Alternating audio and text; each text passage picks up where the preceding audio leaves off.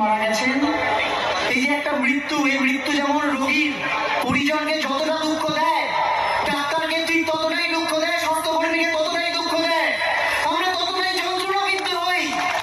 কিন্তু তার সামনে পড়ি কারা? আমরা, ওই গ্রিফ ফ্যামিলি, তার সামনে পড়ি আমরা।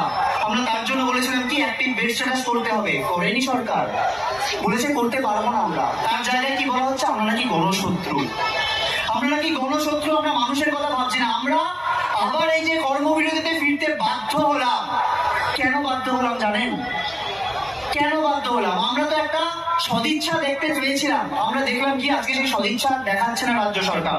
তারা খেলিয়ে দিচ্ছে যে ডাক্তার স্বাস্থ্যকর্মীরা এক পক্ষ আর রোগীরা এক পক্ষ, উল্টো পক্ষ। আমরা আজকে এখান থেকে বলতে চাই, ডাক্তার স্বাস্থ্যকর্মী, নার্স, রোগী, পরিজন সবাই একটা পক্ষে, আর তার উল্টো পক্ষে কেউ যদি থেকে থাকে তারা এই সরকার, যারা আমাদের গণতন্ত্র বানাতে চাইছে, আমাদের আন্দোলনকে ভয় দেখিয়ে তারা আমাদেরকে গণতন্ত্র বানাতে চাইছে।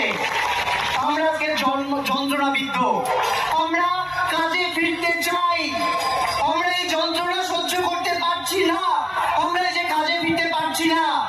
প্রশ্ন করা হচ্ছে যে রোগী মারা যাচ্ছেন, একটা রোগী মারা যাচ্ছেন, তার দায় কি শুধু সরকারের, আমাদের নয়?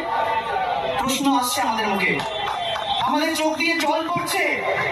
আমরা বলতে চাই এই দায় যদি আমাদের নিতে হয়, তাহলে প্রয়োজনে আমরা আমাদের জীবন বাজি রাখবো, প্রয়োজনে আমরা আমাদের জীবন বাজি রাখবো।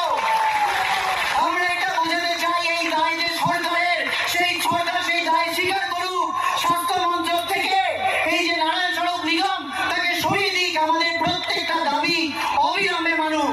আজকে থেকে এই সময় থেকে আমরা ঘড়ির কাঁটা চালু করছি, প্রত্যেকটা মিনিট, প্রত্যেকটা ঘন্টার হিসেব হোক।